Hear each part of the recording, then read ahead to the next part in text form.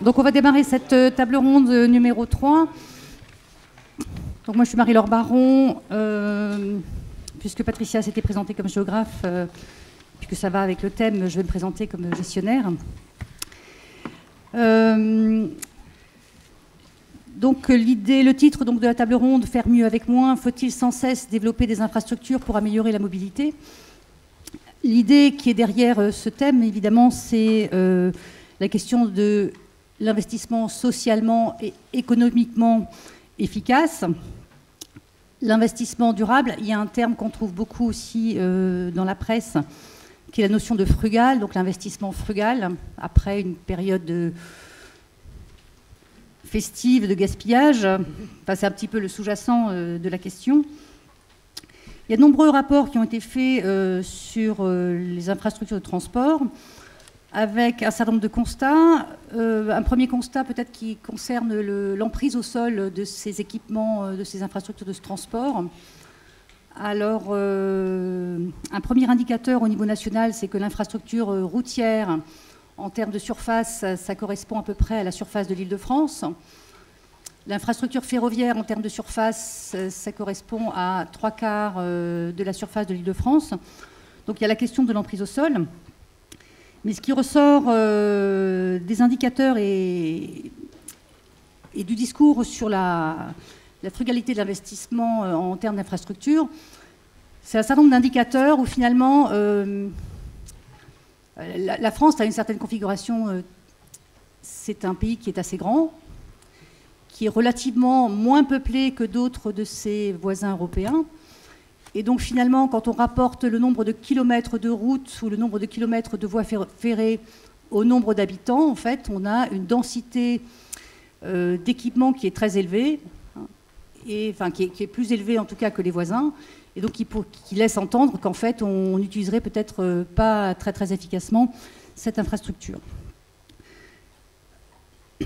Donc, concernant le financement de ces infrastructures, il faut dire quand même, mis à part les exemples qui ont été mentionnés ce matin, qui sont financés par l'Europe, comme les réseaux de transport européens, l'essentiel des infrastructures va être financé par les collectivités territoriales, dont on sait que la question budgétaire se pose et se posera certainement à l'avenir de façon au moins aussi prégnante. Donc, derrière la question de l'évolution du nombre d'infrastructures, il y a la question donc, du financement. Et puis, il y a d'autres questions en fait, qui sont en filigrane. La difficulté qu'il y a à mettre en œuvre ces infrastructures, quand il se passe des délais très longs, en fait, entre le moment où la décision de création d'infrastructure est prise et le moment où elle est effectivement mise en œuvre, 15 ans, 20 ans, ça, on trouve ça régulièrement pour des infrastructures de contournement de ville, parce que d'abord le cheminement réglementaire de l'ouvrage est lui-même assez long, et très souvent on se trouve confronté à la nécessité de négocier avec différentes parties prenantes pour mettre en œuvre l'équipement. Donc c'est des équipements qui ont une durée de vie très longue, mais qui ont maintenant également une durée de mise en œuvre qui était aussi très longue. C'est des équipements qui sont destinés en fait à offrir un service de transport qui est en lui-même, en fait, le service de transport, on ne se balade pas en voiture pour se balader. J'entendais ce matin qu'on disait que les gens qui venaient d'Octeville au Havre venaient en voiture parce qu'ils voulaient profiter de la vue sur la mer. Mais la plupart des gens, ils prennent leur voiture parce qu'ils ont quelque chose à faire. Donc c'est un service intermédiaire et en soi, il va venir en support d'une activité économique, d'une activité familiale, d'une activité personnelle. Et donc, remettre en question les investissements d'infrastructures, c'est peut-être aussi remettre en question les modes de vie, les modes de travail, les modes d'organisation qui sont en place. Et on en a entendu ce matin un petit début de quelques évocations. La rupture peut-être entre le rural et l'urbain. C'est vrai que le taux d'équipement... on va me contredire tout à l'heure, le service en fait, le service en termes de fréquence, en termes de densité de services de transport collectif en zone urbaine, évidemment, il est meilleur qu'en zone rurale. Et donc, quand on parle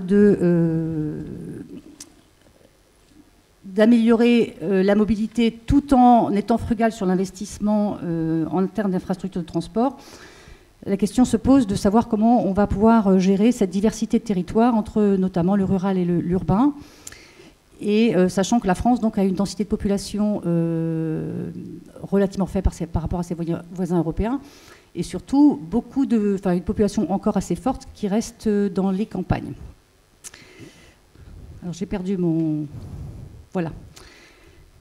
Donc les intervenants cet après-midi, ils vont se présenter chacun à leur tour. Moi, je vais juste vous les annoncer. Donc interviendra en premier Jean-Marc Goyer, ingénieur urbaniste donc, à l'ADEME.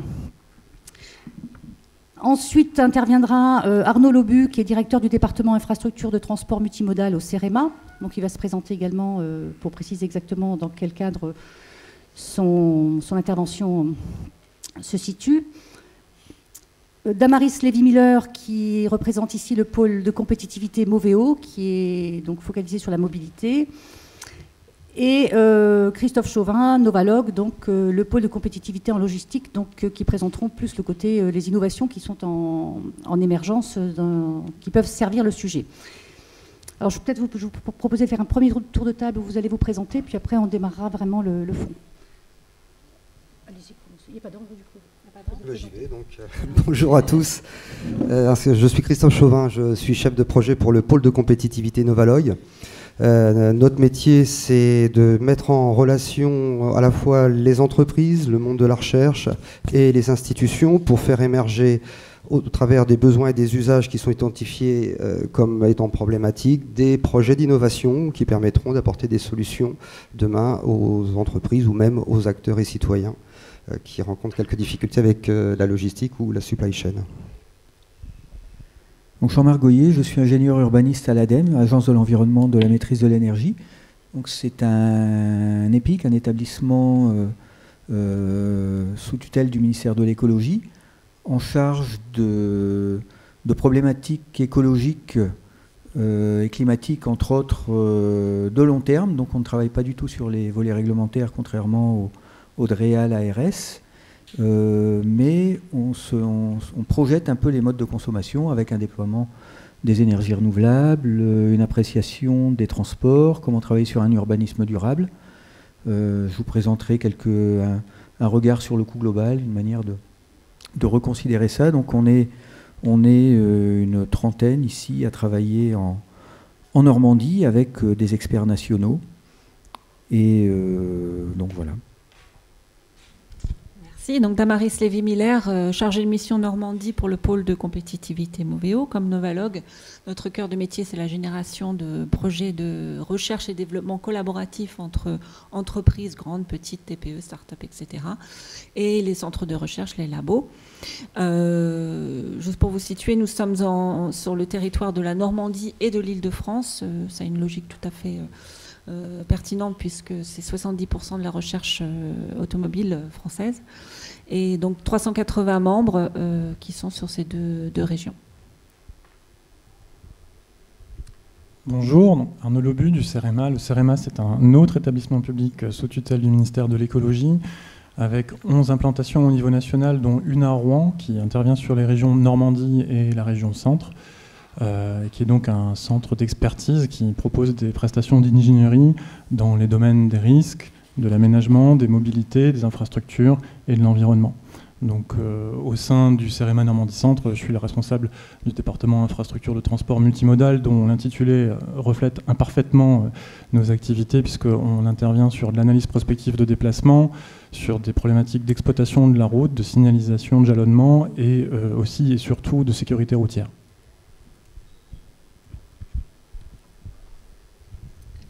Voilà, donc quand on a préparé cette table ronde, on a identifié un certain nombre de thèmes, donc on abordera au fur et à mesure de la table. Et donc M. Goyer va commencer donc, sur le thème du coût finalement des infrastructures et poser le problème des enjeux derrière ces coûts. Merci. Donc moi, la question que je me suis posée, plutôt que d'entrer dans la technique, mais c'est plutôt intéressant de discuter à partir des fondamentaux, c'est-à-dire qu'on a créé des modèles économiques, notamment croissance à la Rosto, qui dit créons d'abord les infrastructures, ensuite on y implantera de l'économie tout autour, et les pays qui auront réussi à faire ça, finalement, stabiliseront leur société post-consommation. Donc nous, on est parfaitement dans le modèle, toutes les régions françaises, du fait d'une politique égalitaire pendant quelques décennies au niveau français européen, avec la planification. Puis on est passé à un modèle plutôt ricardien, donc des avantages comparatifs, en disant chacun a ses avantages, ses qualités, ses défauts. Là où il y a du soleil, développer le tourisme. Là où il y a la mer, développer l'activité portuaire et également touristique. Là où vous avez finalement de l'eau, comme en Normandie, et des terres agricoles riches, profiter également pour développer toute l'activité liée à cette économie agricole, d'élevage et d'un tourisme intérieur. Donc on a travaillé pendant quelques décennies, mais avec des modèles qui étaient des modèles techniques. Je prends un cas d'actualité. Ce matin, on parlait de la fermeture de Tricastin. Donc, EDF obligé de fermer Tricastin parce qu'un barrage qui se trouve en amont, si on prend l'hypothèse Fukushima, n'a pas la résistance aujourd'hui suffisante. Et on n'imagine pas un séisme de force 9 ici en France, mais si il venait à arriver, on retrouverait cette hypothèse. Donc on se dit, soit il aurait fallu le négocier plus tôt, ça avait été négocié plus tôt, là c'est un petit rapport de force qui fait la une de l'actualité du jour. Mais la question est de savoir que on a construit cette centrale nucléaire, comme beaucoup de centrales aujourd'hui, à un niveau très bas, parce que le meilleur moyen d'exploiter l'eau est l'exploiter par gravité. Donc, quand on gère des stations d'épuration, des stations de relevage ou des centrales nucléaires, on les met comme ça, que ce soit Fessenheim pour prendre un autre cas, elles sont souvent à un niveau très bas par rapport à la nappe phréatique. Donc quand on reprend une considération des risques avec des montées des eaux ou montée de la nappe ou élévation très lente du niveau de la mer, finalement on révise nos modèles. Et puis quand on a à se préoccuper d'un tendanciel de réchauffement climatique ou de modification du climat avec amplification des écarts, on se retrouve, comme vous le voyez, probablement dans le sud des États-Unis, avec des inondations à grande échelle. On a récemment eu donc des ouragans qui auraient pu frapper Miami. La question avec un précédent cyclone, c'était pas Maria, mais c'était Andrew. La question est de savoir si la Lloyd's aurait pu finalement être le surassureur de toutes les banques si Miami avait été frappé de plein fouet par un ouragan de classe 5. Et évidemment non, d'après ce qu'il disait. Donc dans ces cas-là, comme pour la crise de 2008, on fait tourner la planche à billets, on amortit sur plusieurs années et on refinance le système. Donc dans ces crises, il va falloir considérer tous les aménagements qu'on a fait depuis 50 ans, dans les zones basses, dans les zones hautes, dans les zones qui étaient stables finalement quand le sol était relativement consistant, toute la partie du permafrost du Canada ou des ex-pays de l'Union soviétique pose aussi un problème aujourd'hui d'infrastructure majeure. Et nous, on se pose un problème côtier, c'est pas le plus criant à part en Camargue, mais ou parfois des zones à risque où on doit reconsidérer la manière de gérer nos infrastructures, le coût de réparation et d'adaptation. On ne peut pas dire on va mettre des digues ou des sacs de sable pour se protéger. C'est la vague est trop forte, et une fois que c'est passé, finalement, comment est-ce qu'on se sera adapté pour encaisser la vague, et comment est-ce qu'on va réparer au moindre coût. Tout ça dans une organisation finalement économique à très mauvais rendement. Parce qu'on est dans la civilisation de la voiture. Une voiture en Normandie, c'est 1,1 personne par véhicule, là où on pourra en mettre 5. 1,5 mètre cube de volume rarement utilisé. Une voiture utilisée à 3% de son temps, le reste étant sur un stationnement souvent gratuit au niveau des collectivités. Mais quelle est la réalité de cette fausse gratuité? Un stationnement également près de son habitation principale. Donc quel est le coût dans l'habitation? Tout ça avec 20% du foncier des villes dédié au transport, et comme disait Madame Baron, une densité d'équipements très forte aujourd'hui en France, mais qu'il va falloir entretenir. Donc, comment entretenir finalement un réseau avec d'un tel luxe, avec une haute qualité de maintenance? On peut se poser la question sur l'électricité dans les queues de réseau. On commence à avoir des petits problèmes en queue de réseau. On peut se poser la question sur les budgets à l'OTI, à l'entretien des voies ferrées, parce que là c'est pareil, ce sont des équipements en grande partie publics, et tout dépend de la barre qu'on met dans ce coût d'entretien. Et puis par rapport à des très faibles densités, hein, quand on a des densités de 12-15 habitants, 12-15 habitations hectares plutôt que 20-30, le coût des réseaux en est multiplié. Donc comment entretenir ces réseaux en grande qualité, comment implanter des nouveaux réseaux, c'est-à-dire la fibre optique, et comment organiser ce maillage en tenant compte d'un existant, on est bien obligé de faire avec. Et donc dans cet existant, comment réorganiser la ville, hein. On était dans un monde rural, on partira doucement dans un monde urbain, 75% à 80% des citoyens aujourd'hui sont urbains. Alors soit urbains mentalement, soit urbains physiquement, parce qu'ils sont contraints économiquement d'aller en ville au moins 5 fois par semaine. C'est comme ça qu'on caractérise au niveau de l'INSEE un urbain, parce qu'on peut très bien être urbain et avoir un poulailler, des lapins, un mouton, etc. chez soi, mais tous les jours faire 1 heure, 1 heure et demie de route pour aller travailler ou emmener ses enfants à l'école. Donc tout ce cercle de la mobilité qui entraîne finalement un réseau en grande partie existante, comme je le disais, c'est ce qui caractérise les pays développés, les pays de l'OCDE en particulier. Mais dans le monde de demain, si le pays et l'organisation économique venaient à évoluer, on caricature souvent en disant qu'on produira du Bordeaux à Londres et du Muscat à Bordeaux. Qu'est-ce que ça va entraîner comme réorganisation économique et logistique? Sans aller jusque-là, la production forestière, l'ONF aujourd'hui, a considéré que les gaz à effet de serre étaient plutôt bons contributeurs en matière de rendement de ces essences, mais que le stress hydrique allait commencer à poser des problèmes et que certaines espèces n'étaient déjà plus plantées, comme le hêtre, parce qu'on estimait que le taux de récolte à 20 ou 30 ans allait être très mauvais. Donc on adapte déjà nos territoires, et ceux qui savent gérer à 30 ans ont déjà décidé de changer leur fusil d'épaule. Donc voilà, par rapport à ces faibles rendements, qu'est-ce qu'on utilise? Comment est-ce qu'on réorganise? Est-ce qu'on réorganise, comme disait Francis Bossir, donc un universitaire parisien, expert des transports, maintenant à la retraite, mais avec qui on avait beaucoup travaillé en Normandie? Est-ce qu'on organise un maillage de l'espace? Et finalement, quels seront les territoires et les forces dans les territoires pour que ce maillage se fasse de façon logique et physique, ou alors de façon historique et politique? C'est un peu brutal ce que je dis, mais c'est tout de même un principe de réalité.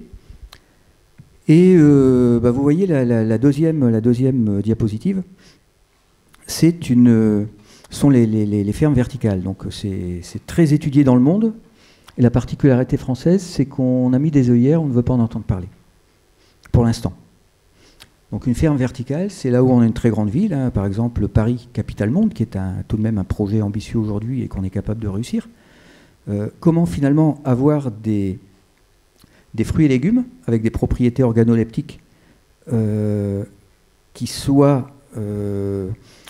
qui intègrent l'histoire de la biologie plutôt que l'histoire du transport de ces matériaux, c'est-à-dire qu'on fabrique un raisin en le modifiant de façon à ce qu'il puisse résister dans des emballages, ou alors on fabrique un raisin parce qu'il est bon et parce qu'il est traditionnel, et parce que finalement il va pousser dans une ferme biologique à côté d'un marché urbain, dans lequel finalement les habitants trouveront des fruits et légumes du jour. Donc cette question-là se pose beaucoup dans des pays comme la Corée, y compris aux États-Unis, dans les grandes métropoles. Et on a tendance aujourd'hui à le considérer en France comme un signal faible, où il vaudrait mieux commencer demain. Mais toute la question est de savoir comment organiser nos centres et comment soulager finalement ces hypercentres dont le foncier est extrêmement élevé, de plus en plus élevé, au point d'exploser par gentrification. Toutes les questions avec tout l'urbanisme ou toute la complexité des réseaux qui nous amène à ça. Le Grand Paris, c'est tout de même le grand réseau RER du Grand Paris. C'est bien d'adapter ce grand territoire à des formes d'urbanisation permettant de se passer un peu de la voiture et de reconvertir des formes urbaines ou des formes de transport vers du transport en commun. Donc de massifier. Quelque part, on doit massifier la population. Les Hollandais l'ont très bien fait. Ils massifient leurs routes, ils massifient leurs fleuves et ils massifient les transports en commun. Nous, on a eu tendance finalement à avoir une société de gaspillage. Alors ce qui nous... Je terminerai peut-être là-dessus, peut-être en première approche, mais de dire que puisqu'on a beaucoup gaspillé, on a un grand potentiel d'économie, contrairement à ceux qui ont optimisé et qui travaillent finalement à la marge. Ça peut fonctionner aussi. Merci. Je vais donc poursuivre. Pour ce qui me concerne, lorsque Madame Baron nous a sollicité et a posé la problématique de l'optimisation des infrastructures existantes, pour ma part, ça m'a amené à lui répondre qu'on s'interrogeait donc sur une meilleure utilisation de l'offre de transport que constitue le réseau d'infrastructures existantes. Et j'ai eu envie de lui répondre en premier lieu que on peut évidemment se poser cette question, elle est très importante, mais on peut aussi en amont se poser la question de la demande. Alors je tiendrai un propos dont je ne suis absolument pas le spécialiste, étant donné que ce que j'ai eu envie d'exprimer, c'est que cette question des mobilités en général, elle doit quand même se regarder en lien avec les politiques publiques d'aménagement du territoire et d'urbanisme. Alors ce n'est pas un domaine dont je suis un technicien, mais il me semblait quand même important de soulever cette question-là, parce que l'un ne peut pas aujourd'hui se concevoir sans l'autre. Et si j'enfonce une porte ouverte devant vous, tant mieux si vous avez ce sentiment, parce que je ne pense pas que ce soit quelque chose qui aille complètement de soi, en tout cas depuis très longtemps. Donc je voudrais juste revenir rapidement sur des évolutions intervenues ces 30 ou 35 dernières années, mais il y a plusieurs lois qui ont été citées ce matin, je ne vais pas y revenir dans le détail. Le point de départ, c'est peut-être effectivement la LOTI en 82, et puis petit à petit... il y a eu des évolutions régulières qui, à chaque fois, ont permis une meilleure prise en compte des enjeux de déplacement, des enjeux de mobilité dans les politiques d'urbanisme, dans l'élaboration des documents de planification notamment. Alors, encore une fois, je ne vais pas toutes les citer, mais la loi LOR a également été évoquée ce matin. Donc, c'était effectivement une loi sur l'usage raisonné de l'énergie, mais le A, c'était aussi une loi sur l'air. Et donc, dans ce cadre-là, il y avait... une obligation qui avait été introduite en 1995 par cette loi de réfléchir à chaque aménagement routier, à l'adjonction à cet aménagement d'un itinéraire cyclable, obligation qui n'a pas forcément toujours été systématiquement respectée. Il y a eu la loi SRU en 2000, et puis plus près de nous, les deux lois Grenelle en 2009 et 2010. Et je voudrais juste m'arrêter un instant sur la loi Grenelle 2 en 2010, parce qu'elle avait quand même introduit un changement de sémantique important, puisque dans les cadres législatifs antérieurs, les objectifs qui étaient assignés par les lois étaient de mieux maîtriser les besoins en déplacement dans la définition d'un schéma de cohérence territoriale ou d'un plan local de l'urbanisme. Le changement de sémantique qui a été introduit par la loi Grenelle 2, c'est qu'on est passé de cette idée qu'il fallait mieux maîtriser les besoins en déplacement à l'idée qu'il fallait réduire les obligations de déplacement. Donc, ce qui est quand même déjà un concept un peu plus fort et qui montre bien que, encore une fois, la question de la mobilité ne peut pas se poser indépendamment de la question de l'aménagement du territoire et de l'urbanisme, parce que la périurbanisation notamment a été un vecteur de génération de trafic supplémentaire très important, à la fois parce qu'on a multiplié le nombre de déplacements, mais également leur longueur. Je le souligne parce que dans les différentes analyses des trafics et des flux de trafic qui circulent, on tend souvent à raisonner par exemple en véhicule jour, mais un véhicule jour, selon qu'il circule sur 2 à 3 km ou 17 km, son impact sur la mobilité dans un périmètre donné. Alors mon propos il vise plus particulièrement évidemment des territoires plutôt urbains, donc cet impact ne sera pas du tout le même. Donc en kilomètres parcourus, la périurbanisation a aussi eu des effets importants qui conduisent petit à petit à un phénomène de congestion. Et c'est souvent le phénomène de congestion qui, à son tour, conduit les décideurs publics à imaginer, éventuellement pour solution, la construction d'une infrastructure nouvelle. Donc il me semblait quand même important de faire ce préambule, même si, encore une fois, moi je ne suis pas spécialiste du domaine aménagement-urbanisme, mais il me semble quand même que cette prise en compte des enjeux de mobilité dans ces politiques-là est quand même quelque chose de relativement récent, et d'autant plus récent que tout le travail sur les documents de planification est un travail qui est en général assez long, qui prend plusieurs années. Donc quand on évoque les dernières lois en vigueur, Grenelle 2 pour 2010, et puis plus récemment, effectivement, en 2015, la loi de transition énergétique, ça veut dire que leur traduction dans les faits et dans les documents de planification à l'étude par les différentes collectivités locales concernées, c'est en ce moment que ça se passe. Donc cette prise en compte, elle est encore une fois tout à fait récente. Une fois passé ce préambule, une autre façon de modérer la demande, c'est aussi, alors là je suis un peu redondant avec des choses qui ont déjà été évoquées, mais de réussir à proposer collectivement des alternatives à ce qu'on appelle l'autosolisme. Alors excusez-moi pour ce néologisme, mais c'est vrai qu'au-delà du report modal, il y a vraiment effectivement à s'interroger sur la manière dont on peut inciter petit à petit les concitoyens à ne plus être seul au volant d'une voiture.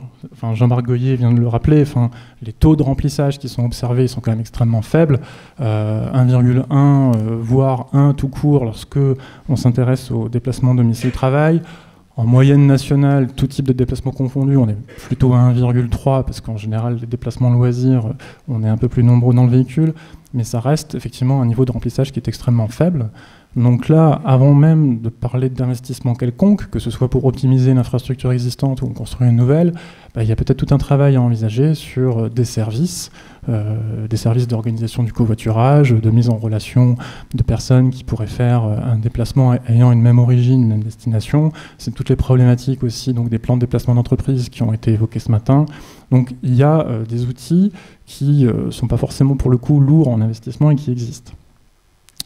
Après, donc, il y a également à organiser le report modal, notamment, alors, puisque encore une fois, mon propos vise plutôt des territoires urbains, mais le vélo a été évoqué ce matin. Le vélo est un moyen de déplacement en ville qui est extrêmement efficace. On parlait ce matin de temps de parcours. Effectivement, il faut être performant à la fois au niveau des temps de parcours et de la fiabilité de ce temps de parcours. De ce point de vue-là, le vélo n'apporte pas forcément une réponse systématique à la question du temps de parcours. Par contre, il apporte une fiabilité du temps de parcours qui n'est pas forcément rencontrée dans un déplacement en voiture, en ville, à l'heure de pointe, au regard des phénomènes de congestion existants. Et puis donc, il y a également le développement des transports en commun. Et là aussi, le transport en commun se doit d'être performant et d'offrir un temps de parcours qui soit performant lui aussi. Ce qui pose aussi la question, du coup, de l'isoler et de lui offrir une voie propre. Et donc c'est là qu'on en vient effectivement, au regard de l'ensemble de ces enjeux, à s'interroger à la façon dont on peut optimiser l'utilisation des infrastructures existantes. Et donc pour moi, c'est vraiment, au regard de ces enjeux-là, qu'il faut se poser la question de l'optimisation des infrastructures existantes, ce qui, en conséquence, pose aussi la question de la capacité du réseau existant. Puisque on parle d'acceptabilité, notamment l'acceptabilité d'un projet routier neuf. Effectivement, aujourd'hui, elle est faible. A contrario, pour un usager qui rencontre déjà aujourd'hui une situation de congestion forte, si demain on transforme une pénétrante à 2 voies en une pénétrante à 1 voie parce que l'autre voie est devenue une voie réservée de transport en commun, et si ça génère encore plus de congestion, l'usager aura aussi du mal à l'accepter et ça risque d'entraîner des comportements infractionnistes et du coup le transport en commun qui est supposé être sur une voie réservée en fait se trouve plus tout seul sur la voie réservée. Donc il y a bien derrière une question de capacité du réseau et c'est aussi pour ça que on avait cette discussion au préalable avec Jean-Marc Goyer, mais pour ce qui me concerne, si la question posée est vaut-il mieux optimiser les infrastructures existantes plutôt que d'en financer de nouvelles? Évidemment, la réponse positive, spontanément, elle paraît séduisante, mais je pense que ça se regarde néanmoins au cas par cas. Pour en revenir à la notion du maillage, par exemple, qui a été évoquée par Jean-Marc Goyer, le territoire normand, aujourd'hui, il est globalement bien maillé pour ce qui concerne en tout cas les problématiques de déplacement interurbain. Donc a priori, à ma connaissance, il n'existe pas aujourd'hui un grand projet d'infrastructure routière qui aurait pour vocation d'assurer une liaison interurbaine. Les principaux projets routiers en tracé neuf dans la région Normandie aujourd'hui sont des projets de contournement d'agglomération. C'est le cas à Rouen, pour citer un exemple connu, mais c'est également le cas à Évreux, par exemple, avec une déviation en cours de construction. Et la vocation de ces projets-là, c'est notamment de permettre au réseau existant d'être suffisamment capacitaire pour permettre à la collectivité locale, autorité organisatrice des mobilités, comme ça a été évoqué ce matin, de saisir des opportunités, de voir notamment un certain nombre de voies pénétrantes être allégées de leur trafic pour imaginer des solutions de voies réservées en transport en commun, d'aménagement cyclable ou autres. Bon, je n'ai pas tous les exemples en tête. Voilà. Un dernier point, néanmoins, donc, je conclurai là-dessus. L'optimisation des infrastructures existantes, évidemment, elle est faisable à condition que les caractéristiques techniques de l'infrastructure le permettent. Là aussi, peut-être que j'enfonce une porte ouverte, mais il y a un certain nombre d'expérimentations qui sont en cours sur divers territoires au plan national, d'utilisation, par exemple, d'une bande d'arrêt d'urgence sur une voie rapide pour faire circuler un transport en commun. Donc là aussi, on est bien dans une logique d'optimisation de l'infrastructure existante.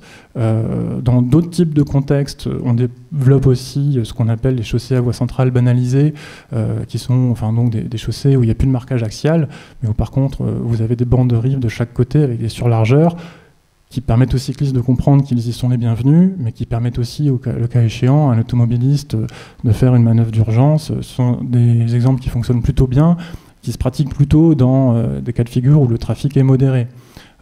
Mais dans tous les cas de figure, et je conclurai donc juste là-dessus, parce que comme je l'ai dit en préambule, je suis à la tête d'un département qui s'occupe aussi beaucoup de sécurité routière.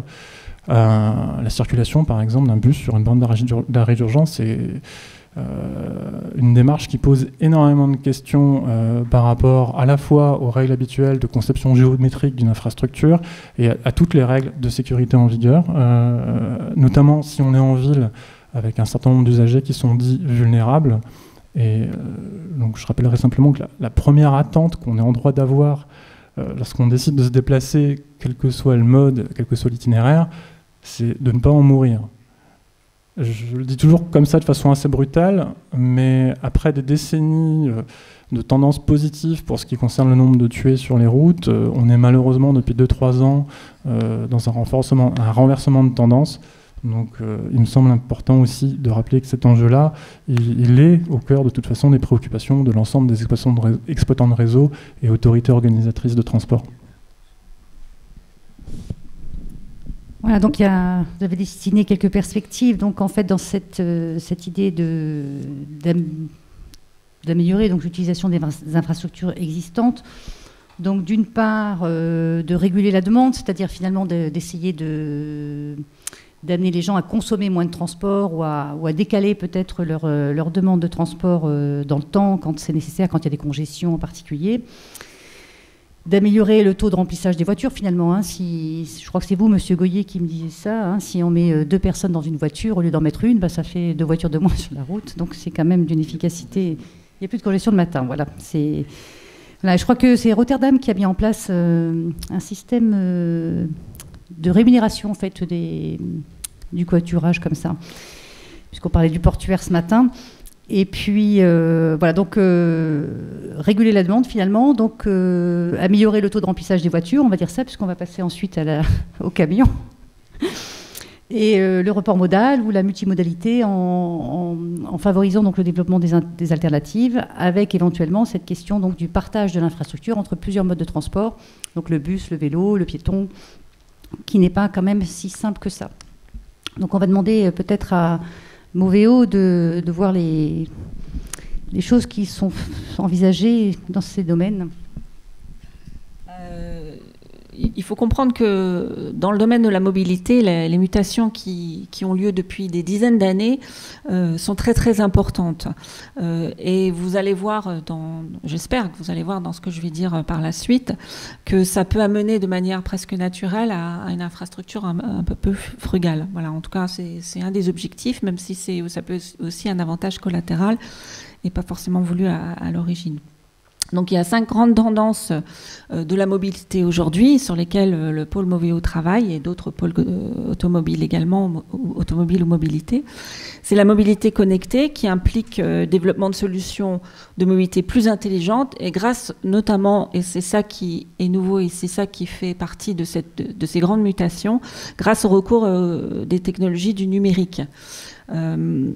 Pour les utilisateurs, c'est avoir la possibilité d'avoir accès à des informations qui leur permettent de voyager mieux, de voyager plus facilement, plus rapidement et aussi de voyager à la demande. Donc justement, on arrive à cette notion de moins encombrer les routes.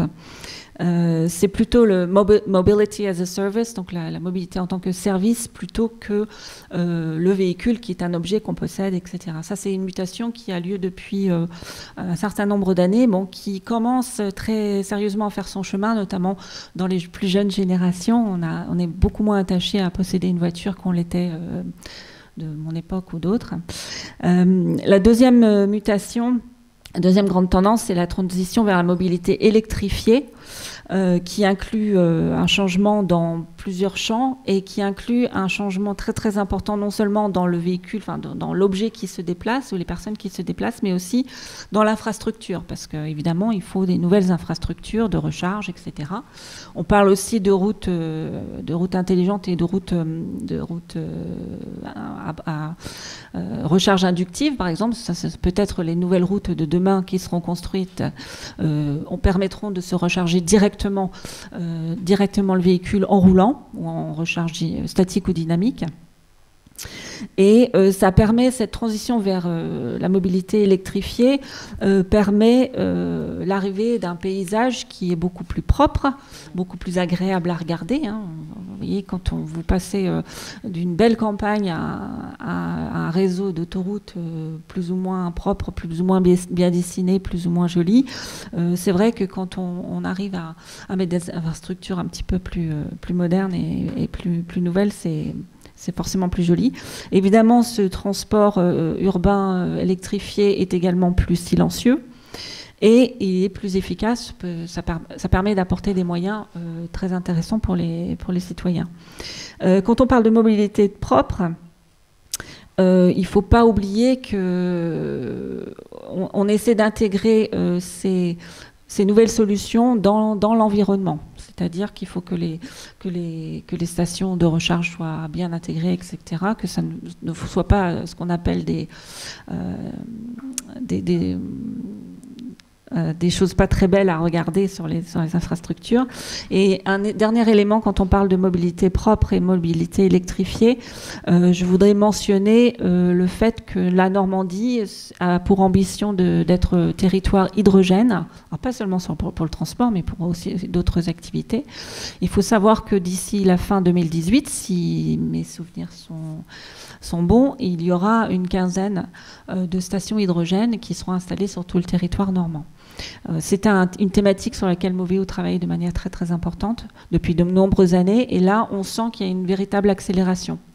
Évidemment, quand on parle de mobilité propre, en parlant d'hydrogène, il ne faut pas oublier qu'il faut que la production d'hydrogène soit décarbonée, évidemment, sinon ça ne sert pas à grand-chose de fabriquer de l'hydrogène avec des moyens thermiques. La mobilité automatisée est une autre grande tendance. On parle énormément de véhicules autonomes. Un petit peu à l'instar de l'hydrogène, c'est quelque chose dont on parle depuis très très longtemps. C'est un peu serpent de mer. Et en fait, cette mobilité autonome est en train d'arriver de manière beaucoup plus importante. J'en parlerai un peu plus sur les travaux que mène Moveo sur cette thématique à la fin de mon exposé. Alors, pour arriver à cette mobilité autonome, automatisée, on a besoin, encore une fois, d'utiliser évidemment tout ce qui est numérique, informatique, etc., de la robotique, des capteurs, développement logiciel, etc. Et puis, ça permet de fournir, on parlait de sécurité il y a quelques minutes, d'avoir des transports plus sûrs, plus intelligents et plus conviviaux. Il ne faut pas quand même oublier que le transport est utile, mais il doit aussi être agréable. Dernière tendance importante, parce qu'on en parlait beaucoup ce matin, c'est la mobilité inclusive, c'est-à-dire qu'il faut arriver à des solutions de mobilité qui n'excluent pas une moitié ou une partie de notre population, mais inclure dans ces solutions de mobilité les seniors. On parlait de personnes âgées ce matin, les personnes qui ont des difficultés pour se mouvoir, des personnes à mobilité réduite, etc. Ça permet... ça nécessite d'augmenter le recours à la mobilité partagée, tout en adaptant l'offre de services de mobilité à ces différentes populations. C'est-à-dire qu'il ne s'agit pas de sortir des solutions qui ne soient pas adaptées. Donc là, quand on parle de ces grandes tendances, on parle de rupture, et quand je parle... Madame qui a présenté la table ronde de ce matin parlait de Big Bang. Là, c'est un Big Bang plutôt en tant que rupture technologique d'usage, parce on parle beaucoup moins de produire de concevoir des produits que d'imaginer quels sont les usages et ensuite d'imaginer les produits qui vont en face. Donc des ruptures d'usage, des ruptures forcément technologiques et des ruptures de modèle économique, parce que là, on est en train de parler aussi de manière comment ces services vont être payés et qui va en profiter et qui va les facturer, etc.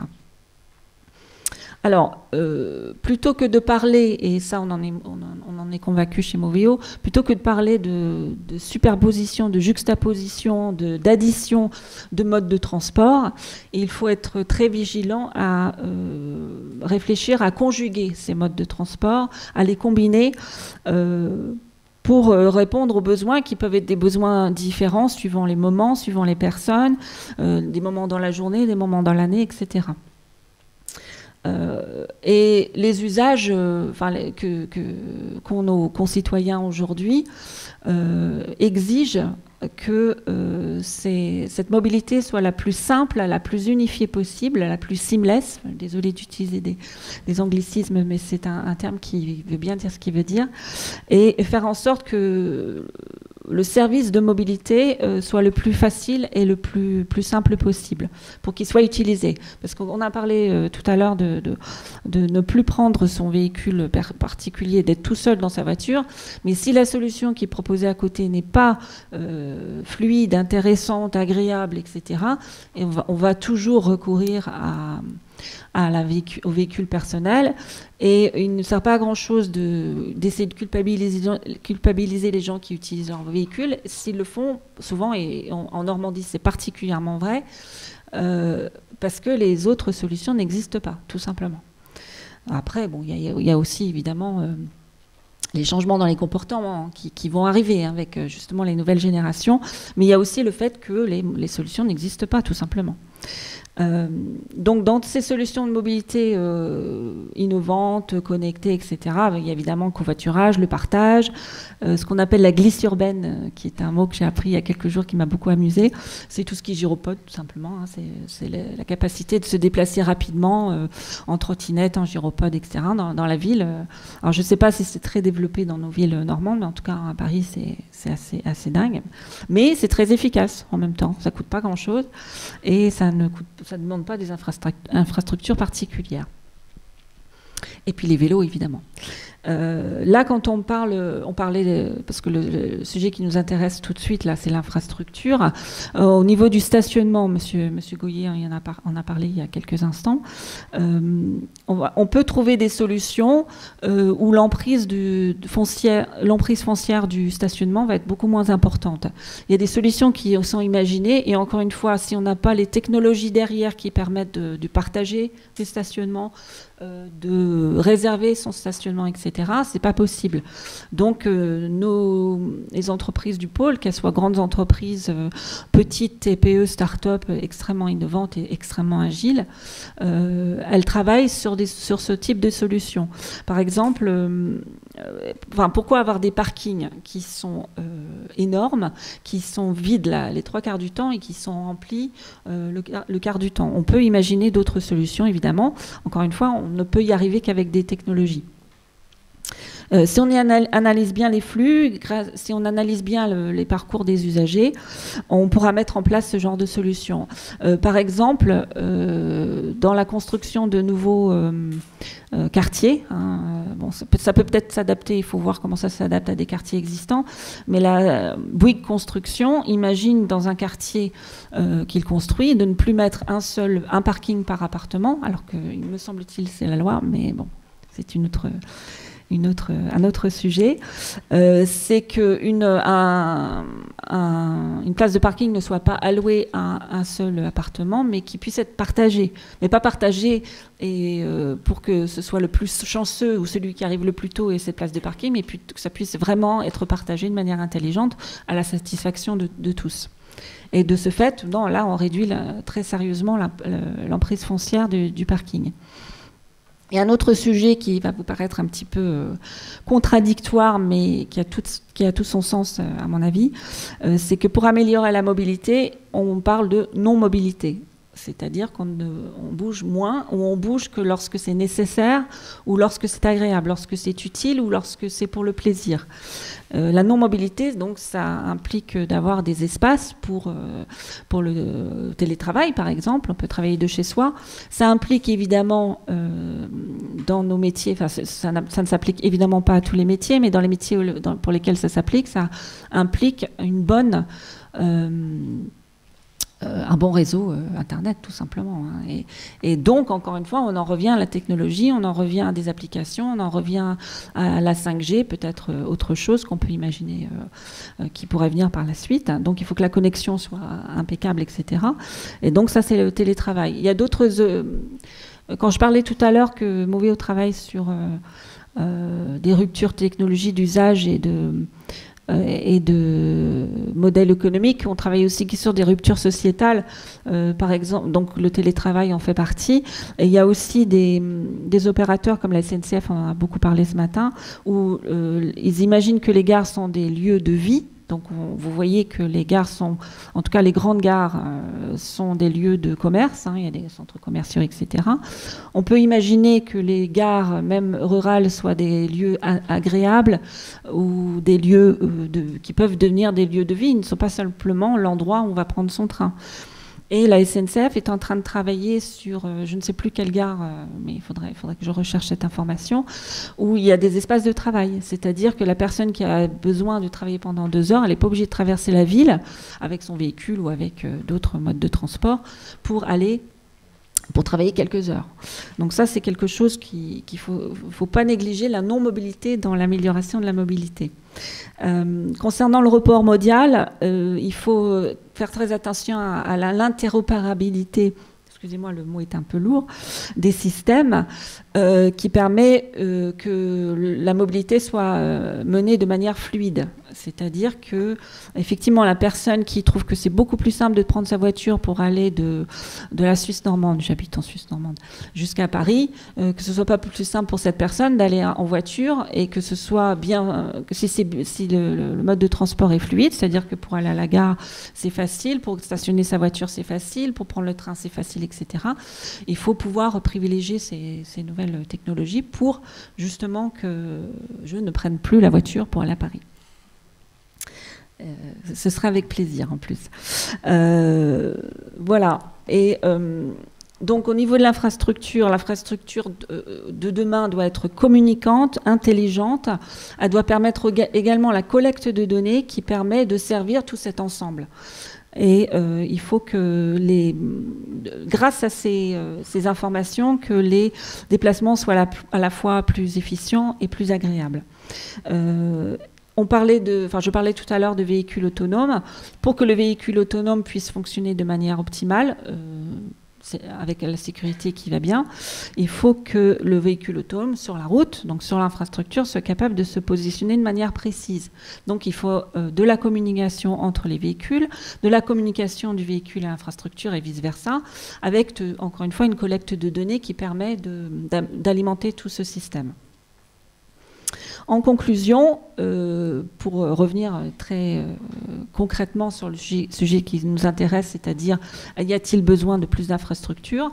Il y en aura toujours besoin, évidemment, mais on peut travailler avec l'infrastructure existante en la rendant plus intelligente et plus connectée.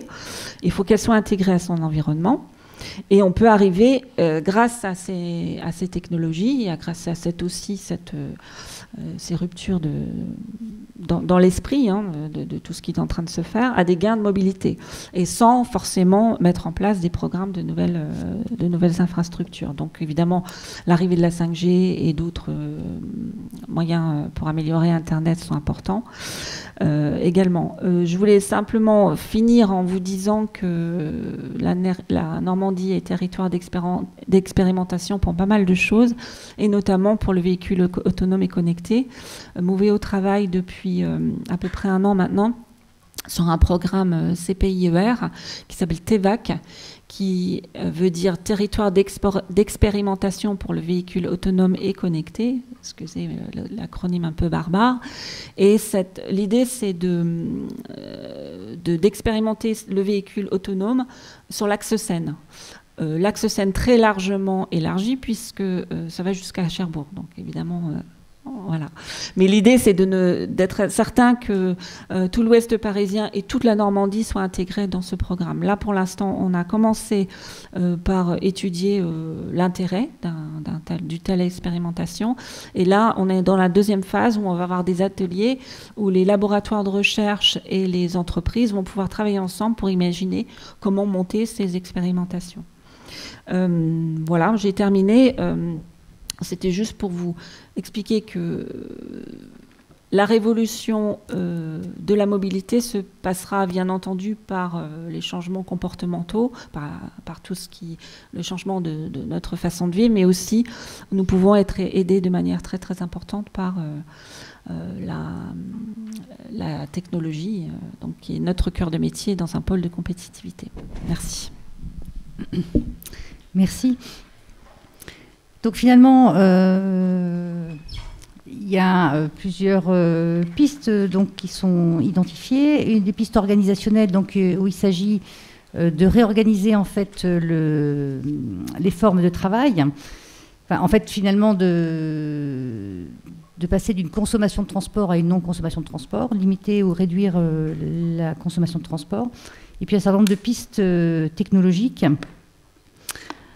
qui s'accompagne d'une évolution de la consommation, voire pourquoi pas qui aide à différer la consommation de temps en temps pour éviter la congestion. Il y a des fois où tout le monde va au boulot à 8 heures, peut-être qu'on pourrait donc décaler un petit peu les moments d'exploitation, améliorer finalement le temps d'utilisation des équipements, comme dans le cas du parking, où finalement on voit bien se dessiner une utilisation de nuit, une utilisation de jour, enfin des choses comme ça, autour des infrastructures. Donc on a beaucoup parlé de mobilité des personnes, et la première table ronde concernait la mobilité des marchandises, la deuxième était plus axée sur la mobilité des personnes.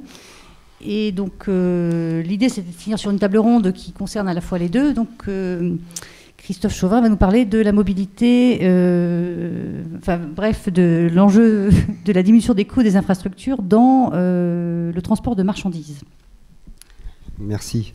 Oui, effectivement, nous, en logistique, on parle plus de mouvement. Les mouvements des biens, le mouvement que ce soit à l'intérieur des entreprises ou pour générer une production efficiente, ou les mouvements qui sont connexes à cette entreprise pour pouvoir l'approvisionner ou orienter ses flux vers ses clients pour les livrer. Et ce qui me surprend, effectivement, c'est, pour continuer dans cette notion de mouvement, on fait appel au transport, à des transports qui sont plus ou moins massifiés, à des moyens de transport divers et variés. Et effectivement, ce qui m'a surpris dans ces différentes tables rondes, c'est qu'on parle beaucoup de mobilité. Alors effectivement, c'est un mot qui aujourd'hui supplante d'une certaine façon la notion de transport, ou qui l'englobe peut-être d'ailleurs, plus qu'elle le supplante. En tout cas, c'est une nouvelle façon de percevoir ce que peut-être sera demain la logistique et la mobilité des personnes. Donc sous ce package, cet ensemble ce mot en tout cas englobe plusieurs facettes de ce que peut être à la fois une logistique et à la fois du transport de personnes. Alors en ce qui concerne nous, Novalogue, donc on est, comme je vous l'expliquais en me présentant, on est souvent essayé de proposer de l'innovation au travers de la rencontre des besoins, des usages et des savoir-faire. Et je voulais commencer ma présentation en rappelant qu'effectivement, depuis très longtemps, on utilise des moyens de transport qui sont communs à la fois aux personnes et au transport de marchandises. Alors là, un exemple un peu particulier, c'est effectivement, pour ceux qui ont conduit les wagons postales, les wagons qui étaient associés au train de personnes et qui pouvaient faire pendant un voyage de longue durée du tri, de colis, de plis, et pouvaient redistribuer de façon éparse, en tout cas en suivant ce corridor. Ça a disparu parce que l'organisation a changé, notamment au niveau de la Poste et puis également au niveau de la SNCF. Je pense que c'était pas forcément quelque chose qui se mariait bien avec la rapidité des trains et les TGV. Les trains de nuit ont disparu et l'essentiel de cette activité était faite par les TGV. Un autre exemple, c'est aujourd'hui, vous avez des voyages qui sont proposés, plus d'ailleurs assez exotiques, parce que vous pouvez voyager avec le Marco Polo, donc faire un voyage maritime, une croisière, en utilisant des transports un peu particuliers. Ce n'est pas un bateau de croisière, c'est un bateau qui transporte des containers. Alors, vous pouvez profiter d'ailleurs d'un voyage un peu particulier parce que vous partagez la vie d'un équipage qui, lui, travaille essentiellement au transport de marchandises. Alors, ces mobilités, d'une certaine façon, existent aujourd'hui déjà. Et l'autre slide, voilà. Et en ce qui nous concerne, je voudrais rappeler quelques projets que nous avons pu accompagner, qui eux aussi ont essayé de faire cette continuité dans l'association à la fois du besoin de transport de passagers et également les impératifs du transport de marchandises. Un projet qui s'appelait WeTruck, qui a malheureusement dû être arrêté parce que les objectifs que souhaitait atteindre son porteur de ce projet et ce chef d'entreprise n'ont pas été atteints, qui était de proposer un peu un blablacar du camion, c'est-à-dire de profiter de la place vide qui se trouve à côté du chauffeur pour transporter un passager et de pouvoir l'amener d'un lieu à un autre. La complexité finalement des points d'intermodalité de ces endroits où finalement un camion a l'accès habituel et facile ne convenait pas par rapport à des attentes très particulières du passager qui lui souhaite arriver à un centre-ville ou dans des lieux comme des gares comme on a pu l'évoquer aujourd'hui. Donc il y a des difficultés encore qui sont au travers en tout cas de cet échec. On peut constater que même si des velléités existent, même si des besoins peuvent apparaître, les infrastructures en tant que telles ne correspondent pas forcément à une offre acceptable en l'état.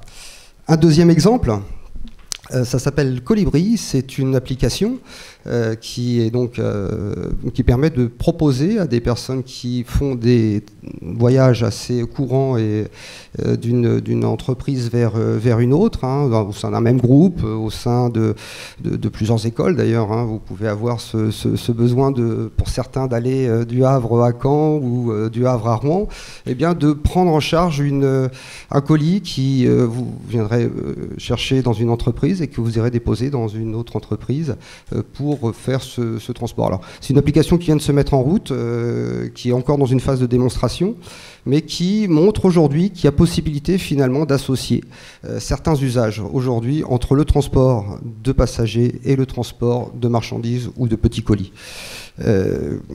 Alors, pour revenir un peu à ce que également il a pu se dire aujourd'hui, je me posais également cette question pour savoir comment faire mieux avec moins. La première chose, c'est d'essayer d'éviter le risque de faire moins avec mieux.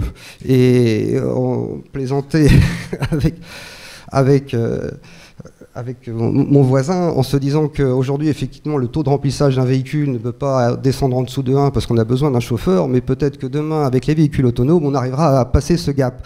Donc, est-ce qu'aujourd'hui, alors c'est une boutade bien sûr, mais l'idée c'est qu'effectivement, il faut choisir ses objectifs finalement, et c'est ces objectifs qui vont pouvoir peut-être nous guider vers l'atteinte d'une certaine performance. Voilà, alors effectivement, je ne veux pas redire tout ce qu'a pu dire ma collègue de Moveo, les travaux qui sont faits aujourd'hui, notamment sur le corridor électrique, que ça soit sur des usages partagés des infrastructures, que ça soit donc une route qui permettrait à des camions d'être transportant de la marchandise, d'utiliser l'énergie électrique, mais également de permettre également à des voitures de passagers également donc d'utiliser ces mêmes infrastructures. C'est également ce qui a pu être dit au niveau des gares ou au niveau des stations-service, ou en tout cas, vous avez aujourd'hui déjà des points de rencontre. Ces endroits sont des mines d'or d'innovation, que ce soit pour faciliter les rencontres, les échanges, le partage d'informations. Et là, on a des outils numériques aujourd'hui qui nous donnent une vraie facilité d'accès, mais c'est également l'interopérabilité physique, c'est-à-dire comment passer rapidement d'un mode de transport à un autre pour permettre finalement de conserver la liberté et la fiabilité, la rapidité en tout cas que souhaite une personne lors de son transport et ne pas subir les contraintes liées à une marchandise, tout en gardant les conditions de sécurité et éviter toute dépréciation d'ailleurs d'un bien qui pourrait subir de ce fait, en utilisant un mode de transport qui est partagé, certains impératifs qui l'obligeraient à passer en second d'une certaine façon. Voilà, je finirai sur ces mots. Merci. Alors évidemment, dans le transport de marchandises, on retrouve tous les enjeux de mutualisation, puisqu'il y a les centres de distribution urbains, il y a la mutualisation, on essaye d'améliorer le remplissage des camions pour diminuer le nombre de camions sur les routes. Enfin, on retrouve en fait les mêmes solutions que sur le transport de personnes. Je pense qu'on va passer la parole à la salle. Je voudrais revenir quand même sur quelque chose qui, je trouve, n'est pas ressorti tellement de notre table ronde, alors qu'en fait, dans nos échanges préalables, c'était quelque chose qui était assez saillant, il me semble, puisque ce matin, on a parlé de la capillarité des réseaux. Et ce qui ressortait quand même dans nos discussions, c'est que dans les infrastructures, il y a des infrastructures qui sont très bien utilisées, qui sont celles des grandes villes, etc. Et donc celles-là, à la limite, on était prêt à les entretenir, on était prêt à les renouveler, etc. Que les infrastructures qui étaient peut-être un petit peu... qui posaient question, c'était plus les infrastructures où il y a des très faibles densités de population, et on revient au problème de la poste et puis ou de l'agent dans la gare. Enfin, voilà. Et il y a cette idée qu'il faudrait urbaniser encore davantage pour que pour qu'on soit plus efficace. Monsieur Laubu, peut-être.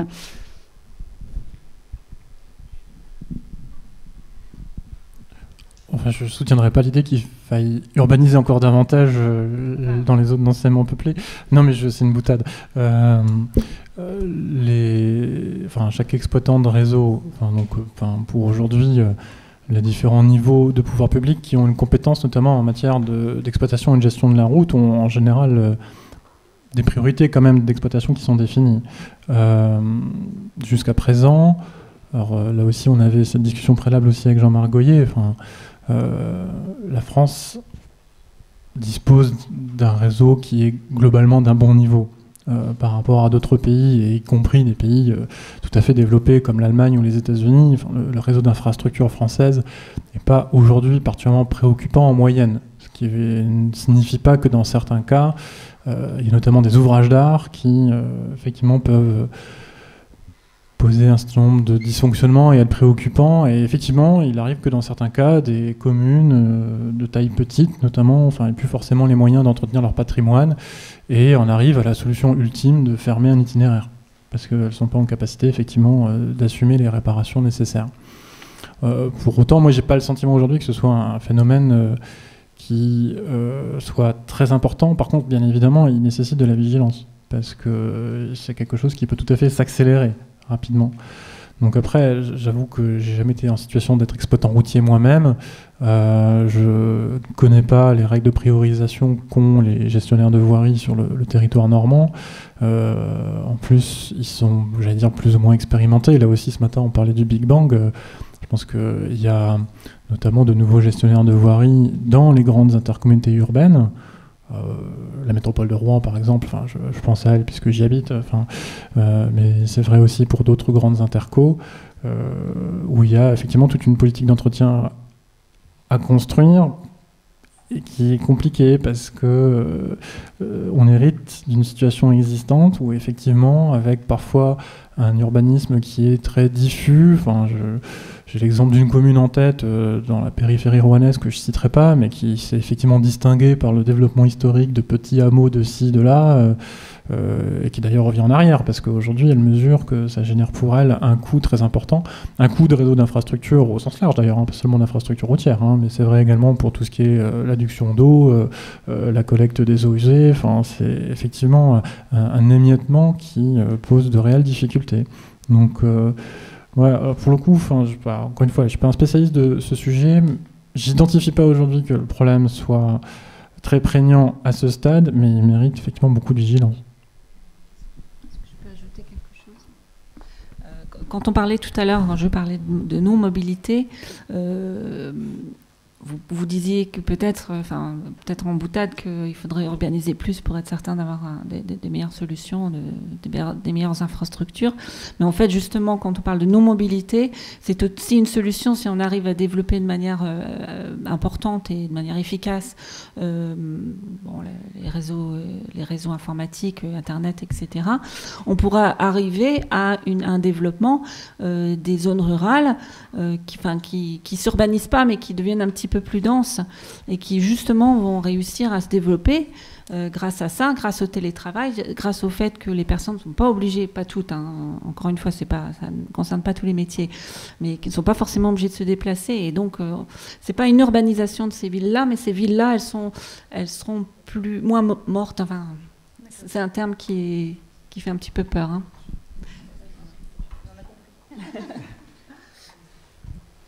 Oui, bonjour. J'ai déjà pris la parole ce matin, donc je ne me représente pas. Je voulais faire une réflexion, j'avais une réflexion à propos de tout ce qui vient d'être dit sur le développement des mobilités liées à l'électricité et liées au numérique. Il me semble qu'on peut difficilement faire l'économie du lien entre ces mobilités et la production d'énergie qui va avec. L'électricité qu'on va de plus en plus utiliser, la question est la même pour le numérique. Hein. Tout ceci, ça consomme énormément d'électricité. Le numérique est aussi un gigantesque consommateur d'énergie, de plus en plus. Cette électricité, il faut la produire. Pour la produire, on a éventuellement des centrales thermiques, mais on essaye de ne plus en avoir. Le nucléaire, on essaye de s'en débarrasser. Les éoliennes, il y en a déjà beaucoup. Et donc, je trouve qu'on ne peut pas simplement faire des propositions comme celles qu'on est en train de faire sans en même temps se poser la question de la production de l'énergie. Je dis ça parce que pour le numérique, qu'on utilise de plus en plus et qu'on présente souvent comme une solution qui permet de résoudre beaucoup de problèmes, on oublie souvent ces questions de production d'énergie. Le numérique consommateur d'énergie est aussi une source de pollution. Ça, en général, on oublie de le dire. Donc je trouve qu'on ne peut pas tellement traiter un aspect comme ça tout seul sans le relier à d'autres secteurs industriels qui sont vraiment totalement liés. Je peux peut-être répondre et puis en profiter pour vous distribuer une petite plaquette qui s'appelle la face cachée du numérique. Donc c'est l'analyse du cycle de vie, finalement liée à cette boulimie. Donc moi je parlais d'un grand gaspillage ce matin, j'avais oublié que la gestion de nos infrastructures était dimensionnée pour être exploitée à 100% pendant 1h30 par jour. Donc dans mon faible rendement, j'avais tout de même perdu 80% de gaspillage. Ce qui nous amène tout de même à une tendance proche de zéro. Et au niveau du numérique, on pourrait dire la même chose. Aujourd'hui, on a 6 milliards de cartes SIM dans le monde, c'est-à-dire quasiment autant que d'habitants, parce que certains ont plusieurs cartes SIM. 9 milliards d'appareils, 45 milliards de serveurs, 2 milliards de mails échangés par jour. Donc moi, je ne réponds plus à mes mails. Par contre, je me demande finalement qui pourrait me coacher pour m'organiser des logiciels intelligents capables de me hiérarchiser les priorités, parce qu'on ne hiérarchise plus rien. Donc, il y a, comme vous le disiez, cette question de l'énergie. Donc, on travaille sur Val-de-Reuil avec un big data qui s'appelle Orange. Donc, c'est un gros volume dans lequel se baladent des milliards de mètres cubes d'air chaud. Donc comme il y a une serre et une serre tropicale à côté, on se dit finalement les perroquets, les singes et voisins vont profiter de cet air chaud. Donc dans le big data, humidité 0 et dans la serre, humidité 100. Donc c'est la seule différence. Et il vaut mieux réhumidifier comme ça que de faire le contraire parce que sinon on perd beaucoup d'énergie. Donc ça c'est un point. Moi je dirais qu'il y a aussi des tendances. Hein. Au niveau du Nord-Pas-de-Calais, par exemple, il y a un économiste qui s'appelle Jérémy Rifkin, qui travaille avec la région Nord-Pas-de-Calais et la CCI, sur la 3e révolution industrielle. Donc c'est une révolution intégrant le coût du cycle de vie, la rareté des ressources. Là, pour revenir à notre sujet, comment faire mieux avec moins, on sera obligé, de toute façon. Soit on attend le dernier moment, et puis dans ce cas-là, on éteint l'incendie, on souffre, on fait le deuil, soit on prend en main son destin, et puis on anticipe. Donc là-dessus, il y a des révolutions en marche. Hein. Vraiment, la décentralisation des moyens de production, par exemple pour produire l'électricité, il faut maîtriser l'électricité. Si on gaspille à la vitesse où on gaspille aujourd'hui, et si on utilise du big data pour faire des grands cimetières de l'information, parce que moi qui suis urbaniste, si on avait fait des concessions à perpétuité depuis l'époque du néolithique, on n'aurait plus beaucoup d'endroits pour habiter entre ces grands cimetières. Donc heureusement qu'on gère les concessions à 30 ans et qu'on s'est parfois contenté au bout de quelques décennies de se dire que les tombes étaient plutôt embêtantes, on allait tout rassembler dans un lieu culte du soldat inconnu ou d'autres, et puis au bout d'un moment on les oublierait, on reconstruirait là-dessus. On n'a pas le droit de reconstruire sur les décharges, mais sur les anciens cimetières, il n'y a pas de pollution récurrente. Et puis surtout la lenteur et la rapidité. Donc ça c'est un élément. Donc peut-être pour terminer avec Jérémy Rifkin, la 3D. Donc on a délocalisé pendant 20 ans. On a mis les moyens de production là où la main d'œuvre n'était pas chère. Aujourd'hui, l'imprimante 3D vous permet de réemployer n'importe quel matériel et de remplacer une pièce d'usure, par exemple, dans un matériel électronique. Ce qu'on appelle une pièce d'usure, c'est celle qui est faite pour s'user en premier avec une probabilité bien définie. Si on décide que le produit donnera satisfaction au bout de 3000 heures, on va faire cette pièce d'usure qui va durer 3200 heures. Ensuite, on a une loi de Poisson qui fait qu'elle tombe en panne avec une très forte probabilité dans les 300 heures qui suivent. Donc celle-là, on pourra la réparer. Donc là, il y a l'économie sociale et solidaire qui va nous permettre de réorganiser nos territoires autour de la 3D. La région Nord-Pas-de-Calais est en train vraiment d'avancer très vite là-dessus. Production décentralisée. Tirons parti finalement du grand gaspillage qu'on a fait pendant ce demi-siècle pour dire de ne pas refaire le même sur la gestion du big data. Je parlais de mes mails, mais tout le monde en est là. Hein. Chaque ordinateur a plusieurs centaines de gigas inutilisés ou inexploités. Hein. Regardez un peu dans vos applis. Moi, je me prends en mauvais exemple, mais j'espère ne pas être le seul. Et combien de données ne sont que très rarement ou jamais utilisées. Donc je la garde au cas où. Hein. C'est la crise du sucre ou la crise du pétrole là, qui nous revient. On va remplir le réservoir, on ne sait jamais, il pourrait y avoir une grève. Et la crise du sucre, c'est s'il n'y avait plus de sucre, qu'est-ce qu'on ferait? On peut vivre sans sucre, on en mange trop. Donc les villes lentes aussi, pourquoi gérer l'urgence? Pourquoi conduire à 130 km/h pour venir de Rouen au Havre, alors que finalement, on pourrait très bien prendre son temps? Donc qu'est-ce qui caractérise la voiture? La voiture, c'est un espace cocooning totalement indépendant, on peut y faire ce qu'on veut dedans, on peut fumer, on peut écouter la radio à fond, on peut mettre la musique qu'on veut, sauf quand on est en covoiturage. Je montrais mon petit pingouin avec son ours là en covoiturage sur un iceberg. Il y a des covoiturages plus ou moins contraints. Mais finalement, si on réduit la vitesse, et comme au Japon, hein, pour reprendre les propos de mon collègue du CEREMA, l'accidentologie chuterait de 90%, voire de 95%. À partir de là, puisqu'il y a moins d'accidents, les barres de torsion des portières et les châssis déformants serait beaucoup plus léger. Donc la voiture consommerait moins. Et si elle consommait moins, finalement, on pourrait aussi la réorganiser autrement. Donc tout est, je vais dire, interconnecté ou lié dans l'organisation. Donc si on a moins de ressources forcées et contraintes, on sera amené à ça. Alors, on a dû en parler ce matin, mais moi j'ai un collègue qui me disait que dans la technologie des transports ou de la mobilité de l'information, parce qu'on transporte, comme disait mon collègue de Novalog, les marchandises, on est obligé de les transporter, on n'a pas le choix, c'est physique, c'est qu'on en a vraiment besoin. J'ai besoin de manger, je dois physiquement m'apporter des calories. Maintenant, visiter le Louvre, je peux le faire par Internet, je peux le faire avec un logiciel, mais par contre, je préfère tout de même aller sur place parce qu'il y a cette sensibilité des œuvres originales, le poids de l'histoire, etc.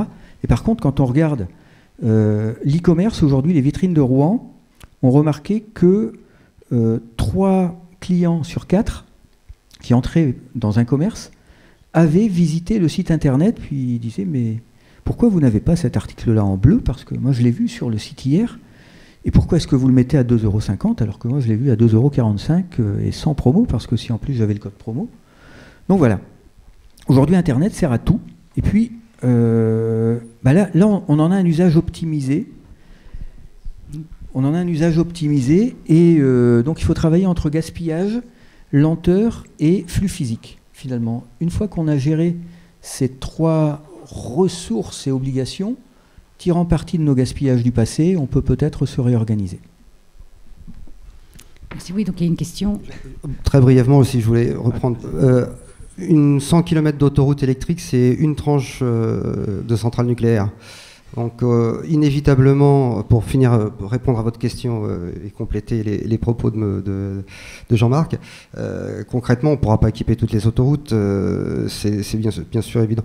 Par contre, on a vu ce matin le schéma RTET, on peut imaginer certains corridors qui sont privilégiés, qui seront interconnectés au niveau européen, et c'est là que la réflexion, à mon avis, ne peut pas se poser qu'au niveau national, mais doit être posée sur des dimensions géographiques beaucoup plus importantes. On peut imaginer certains corridors en tout cas qui peuvent devenir des corridors électriques avec des transports effectivement massifiés, et tout l'intérêt de l'électromobilité c'est aussi de pouvoir transférer aussi des informations, donc on est aussi dans la capacité de gérer certains flots d'informations tout en ayant des flots de transport. Bonjour, Yann Gilbert, étudiant au sein du Master Urbanité. Je suis un grand utilisateur de Blablacar et j'ai déjà utilisé Coriolis, qui est le transport de colis entre particuliers. Et justement, particulièrement sur cette partie très participative, habitante et humaine de la mobilité, est-ce qu'il n'est pas possible juste d'inverser votre problématique en imaginant plutôt ne faut-il pas laisser se développer la mobilité pour améliorer les infrastructures ?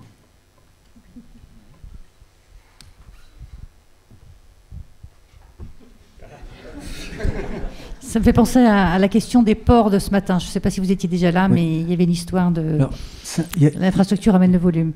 Il y a une question vraiment stratégique au niveau des autorités organisatrices de mobilité, c'est de gérer le déficit d'activité sur les lignes secondaires.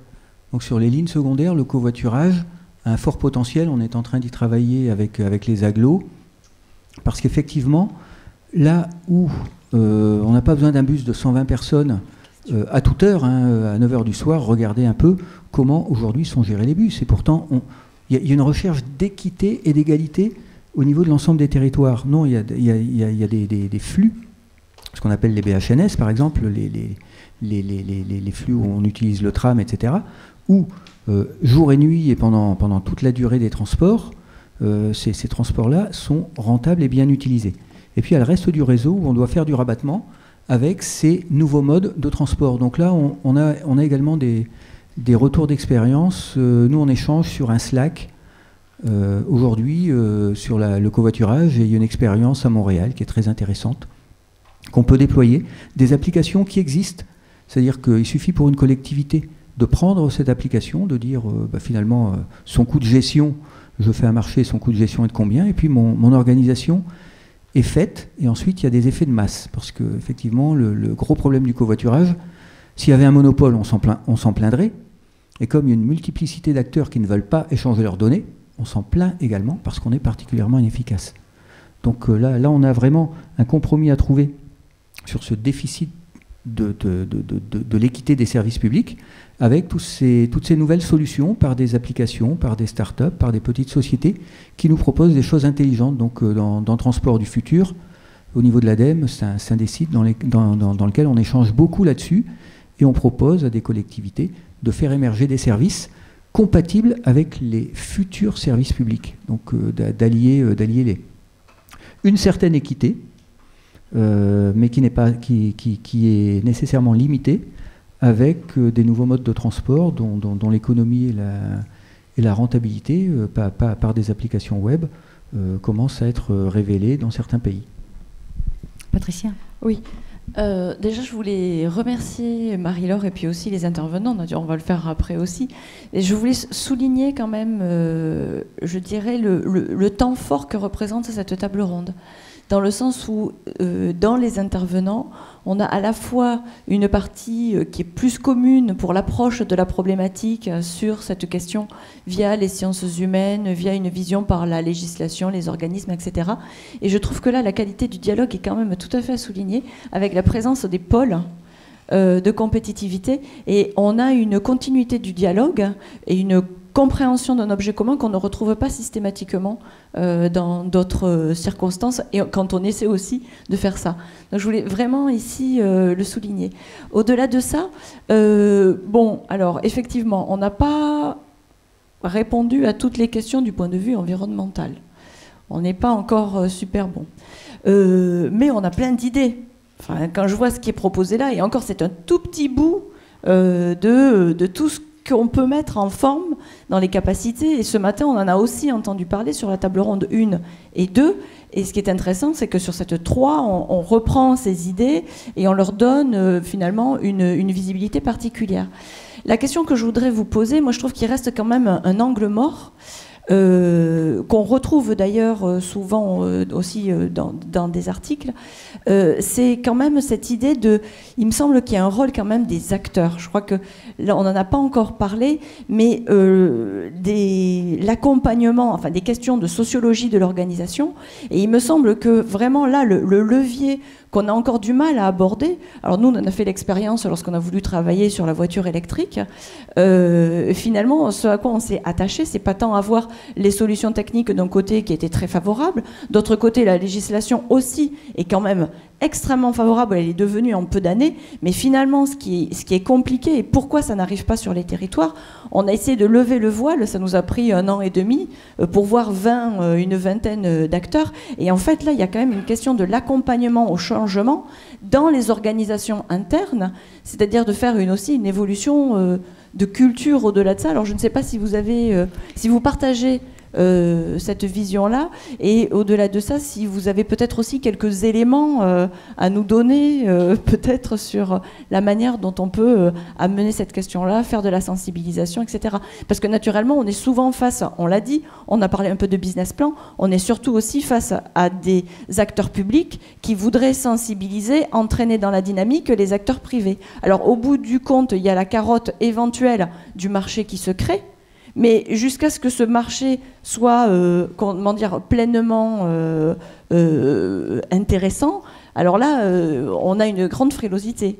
Oui, attends, je vous donne la parole juste un instant. Donc c'est vrai que ça a été évoqué l'histoire des business models un petit peu tout à l'heure.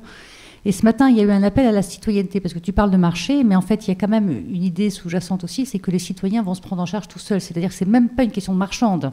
Il y a une attente que les citoyens s'auto-organisent gratuitement, finalement. Enfin bon, c'est pas gênant. Enfin voilà, mais Madame. Oui, juste à notre petit niveau chez Moveo, on a conscience de la difficulté d'amener toutes ces innovations technologiques, sociétales, etc., financières, sur les territoires. Et un de nos objectifs est d'aider et d'accompagner les collectivités territoriales dans la mise en œuvre de plans de mobilité.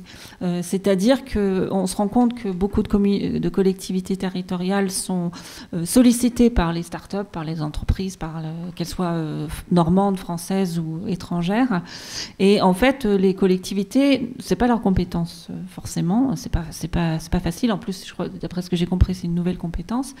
Et donc, elles sont un petit peu perdues parmi cette offre pléthorique de solutions. Et tout à l'heure, je parlais d'empilement de solutions. Il faut surtout pas faire ça. Il faut coordonner les solutions pour qu'elles s'imbriquent les unes dans les autres et que ça coûte le moins cher possible à la collectivité, que ce soit le plus fluide possible et plus agréable et intéressant pour le concitoyen. Et donc à notre petit niveau, nous accompagnons les collectivités. Donc c'est un petit bout de réponse, ça ne répond pas à tout, mais ce qu'on fait en fait, c'est on essaie d'aider les collectivités à rédiger leur cahier des charges, au pluriel. Ça peut être plusieurs cahiers des charges sur plusieurs sujets. Et en face, on amène les technologies qui sont développées par nos entreprises et nos laboratoires. Voilà. Je vais compléter, je ne peux aller que dans le sens de Damaris. Effectivement, les pôles de compétitivité sont d'une certaine façon l'incubateur pour les territoires pour tester ces innovations. On est de fait, par l'aspect collaboratif, la présence au travers de nos membres d'un panel assez large de la représentation à la fois des entreprises, des organismes de recherche, mais également des territoires. Et puis effectivement, on est à la fois très amont parce qu'on a cette culture de la R&D qui est ancrée dans notre modèle, mais également très orienté vers une finalité qui est le besoin d'un développement économique et également de services, notamment lorsque le citoyen est un élément essentiel dans l'activité du pôle. Donc effectivement, je peux aller que dans ce sens. Et il y a effectivement, on voit une pléthore de projets, de solutions. Elles ne sont pas forcément toujours technologiques, mais on a la possibilité.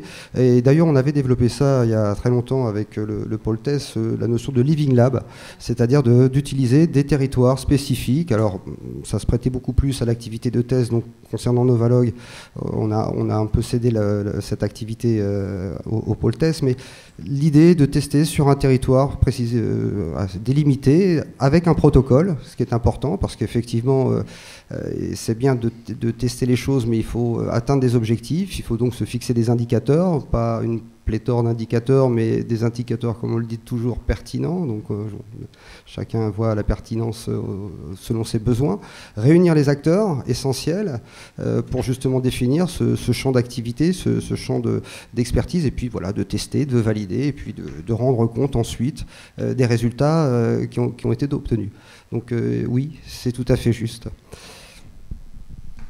Oui, je pense qu'on n'a pas bien répondu au côté... aux enjeux. Voilà. Moi, je dirais que l'accompagnement au changement, c'est aujourd'hui, au niveau de l'ADEME, un des défis les plus difficiles qu'on nous a demandé de relever. Parce qu'en termes d'investissement, je vous donne un exemple qu'on applique à l'énergie, mais l'énergie, l'électricité, c'est du réseau aussi. Éteindre sa lumière, soit on met un petit autocollant, n'oubliez pas d'éteindre vos lumières, soit on met un détecteur de présence. Donc si on met un détecteur de présence au bureau, quand je reviens chez moi, j'oublie d'éteindre les lumières. Donc je suis aussi obligé de mettre un détecteur de présence chez moi. Donc on génère des investissements tout simplement pour pallier aux défaillances, là où finalement on demande aux citoyens d'être cohérents.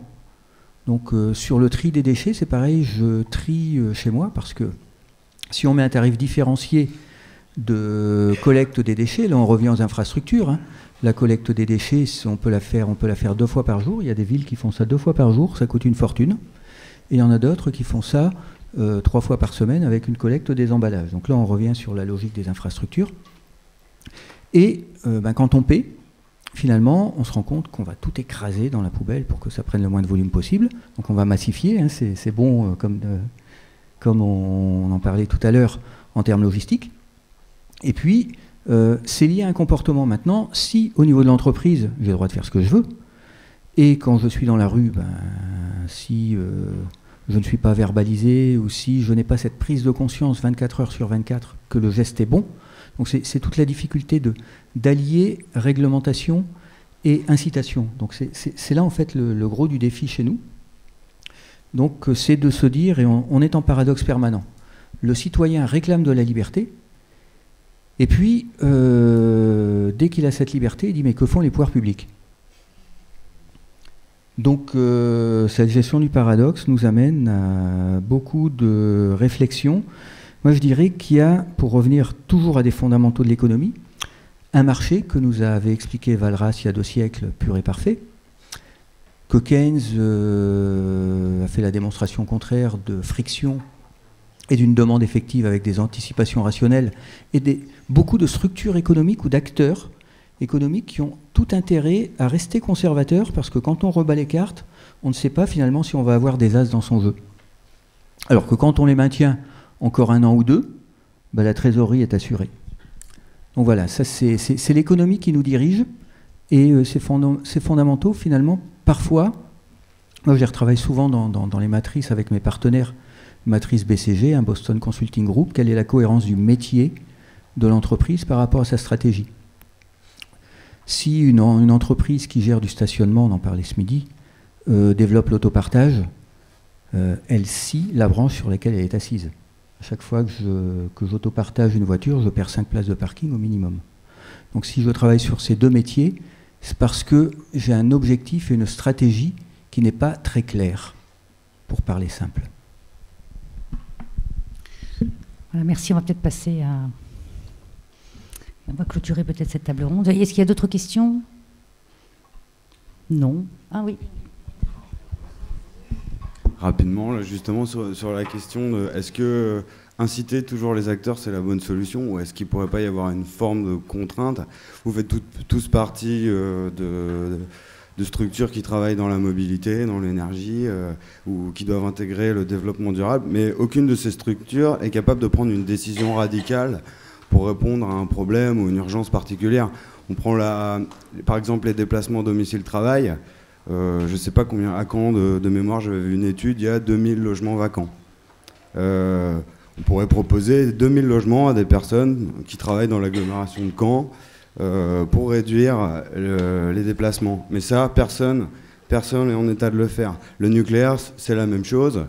Ça apporte pas de sécurité sur le plan environnemental à long terme.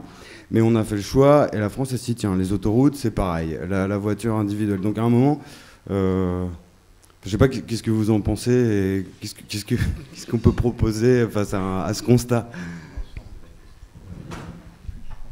C'est ce qu'on appelle un piège chinois. Hein. Une fois qu'on a mis le doigt dedans, il est très difficile de s'en retirer. Les conséquences sont lourdes et il ne faut pas s'en retirer aussi brutalement. Il faut assurer des transitions. Hein. Nous, on a beaucoup parlé à l'ADEME de transition énergétique et de sortie du nucléaire.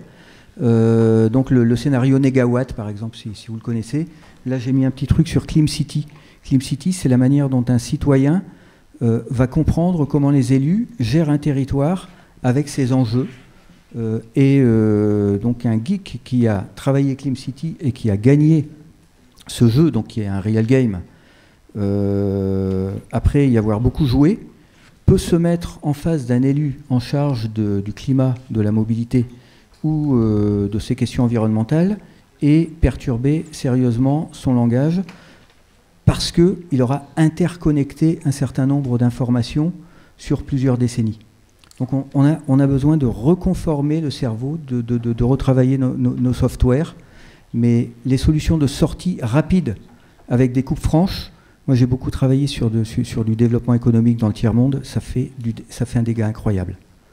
Donc il faut programmer, mais on a tardé à sortir du nucléaire, hein, ça il faut avouer. On n'a pas sorti encore. Non, c'est bon. Ouais. Merci. Oui, on va... Oui. Oui, bon, la solution est complexe, on est en France, on a quand même réputation des millefeuilles en ce qui concerne la réglementation. Changer quelque chose, c'est aussi d'abord faire le constat de l'existant et voir le champ des possibles. Donc c'est toujours très compliqué et effectivement ça passe par des initiatives comme vous le proposez, qui peuvent être testées, on va vérifier finalement la cohérence, donc on s'organise sous la forme d'un projet et ça peut être des initiatives qui partent d'étudiants comme vous, en partant d'idées simples comme vous les émettez, en disant est-ce qu'on ne peut pas faire ce genre de choses. Moi ça me semble logique, ça me semble sensé, maintenant vous avez fait un premier pas en ayant l'idée, maintenant il faut essayer de creuser et voir jusqu'où finalement la faisabilité de tout ça est cohérente et voir en termes de constitution de projet, c'est-à-dire comment on peut atteindre un objectif, peut-être le phaser d'ailleurs, hein, avec plusieurs étapes. On peut aller jusqu'à convaincre certains décideurs, parce que c'est bien de ça dont il s'agit, de changer les choses ou d'orienter en tout cas certaines décisions pour que l'on facilite certaines dynamiques. Voilà, donc c'est possible, mais ce n'est pas simple.